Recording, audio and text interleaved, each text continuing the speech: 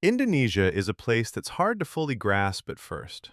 Thousands of islands scattered across the ocean, shaped by fire, water, and time. It's a country where nature feels alive, cultures shift from island to island, and history runs deeper than most people realize. The more you learn about Indonesia, the more surprising it becomes. These are 13 fascinating facts that reveal just how extraordinary this country really is. When I think about Indonesia, what really stays with me is how spread out it is. The largest island country in the world, made up of more than 17,000 islands scattered across the ocean. And yet, only a fraction of them are actually inhabited. That contrast feels powerful. Some islands are full of life, voices, and movement, while others remain quiet, almost untouched. It makes you realize how diverse one country can be, stretched across water, cultures, and distances, yet still connected by a shared sense of place and identity. When you realize that Indonesia sits right on the Pacific Ring of Fire, the country feels completely different. It's a land shaped by constant movement, with more active volcanoes than anywhere else on Earth. The ground itself feels alive, unpredictable, powerful. For the people who live there, this isn't just geography, it's part of everyday life. There's a deep respect for nature, knowing that beauty and danger exist side by side. Indonesia lives with fire beneath its feet, and somehow turns that tension into resilience and strength. When you learn about Mount Merapi, it's hard not to feel a sense of unease. One of the most dangerous volcanoes in the world, erupting again and again, always reminding people of its power. Millions live in its shadow, fully aware that the mountain can change everything in a moment. And yet, life continues there. Farms are worked, homes are built, routines go on. It's a powerful example of how people adapt, coexist with danger, and find courage in places where the earth itself never truly rests. When you hear about Komodo dragons, they almost sound unreal, like something from another age. The largest living lizards on the planet, existing only in Indonesia, moving slowly but with undeniable power. Seeing them in their natural environment feels like stepping back in time, where nature still follows its own ancient rules.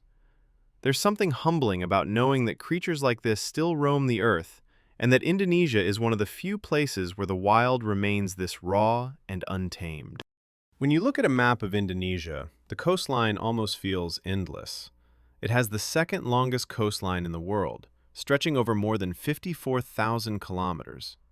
That's thousands of beaches, villages, and horizons where land quietly meets the sea. For people there, the ocean isn't just scenery, it's a way of life. Fishing, traveling, trading, watching the sun rise and fall over water. Indonesia feels shaped by the sea, connected by it, and constantly defined by its rhythm. When you really think about Indonesia, the diversity goes far beyond what you can see. It's a country with more than 700 living languages, spoken across islands, mountains, and coastlines. Each one carries its own way of thinking, its own memories, its own sense of identity. Traveling there, you realize that communication isn't just about words, but about culture and connection. It's incredible that so many voices can exist within one nation, all different, yet somehow forming a shared story that continues to evolve. When you hear about Jakarta sinking, it doesn't sound real at first, but it is. In some parts of the city, the ground drops by as much as 25 centimeters every year. Streets, homes, entire neighborhoods slowly sliding downward, almost unnoticed day by day. What strikes me most is how life keeps going anyway. People adapt, rebuild, and carry on, even as the city changes beneath their feet. It's a quiet reminder of how fragile our cities can be, and how resilient people have to become to keep living in them. What really stands out to me about Indonesia is how diversity and faith exist side by side. It's the world's largest Muslim-majority country, and yet it officially recognizes 6 different religions. That balance feels meaningful. Mosques, churches, temples, and shrines often stand not far from one another, woven into daily life. It shows how belief doesn't have to be a dividing line.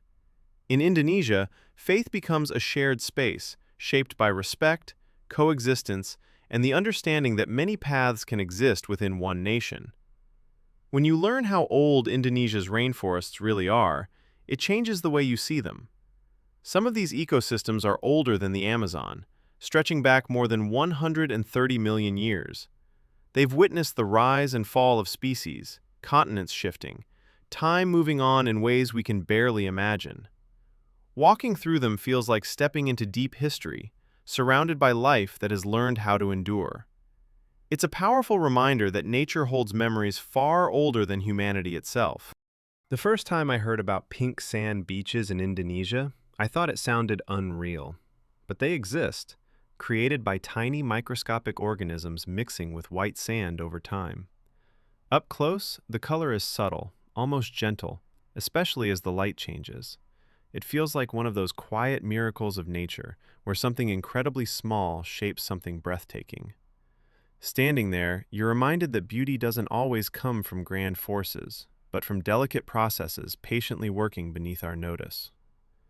When I learned about Rafflesia arnoldii, it completely changed how I think about flowers. The largest flower in the world grows in Indonesia, stretching over a meter wide, massive and impossible to ignore. And yet, it smells like rotting meat. It's strange, almost unsettling, but fascinating at the same time. Nature doesn't always aim to be pleasant, it aims to survive. That flower feels like a reminder that beauty, power, and discomfort can exist together, especially in a place as wild and surprising as Indonesia. What fascinates me about Indonesia is how it lives right on the equator. On some islands, sunrise and sunset barely change throughout the year, day after day unfolding with almost perfect balance. There's something calming about that idea, like time moves differently there. Light and darkness meet in a steady rhythm, unaffected by seasons. It makes you realize how geography quietly shapes the way people experience each day, giving life a sense of consistency that feels rare in the rest of the world. When you think about Indonesia, it feels like life itself chose to be extra creative there. It's one of the most biologically diverse places on Earth, home to thousands of species that exist nowhere else. Plants, animals, insects you won't find on any other map. Every island feels like its own small world, shaped by isolation and time. What amazes me most is knowing how much of it is still undiscovered, still quietly thriving. Indonesia isn't just rich in nature, it's a reminder of how endlessly inventive life can be.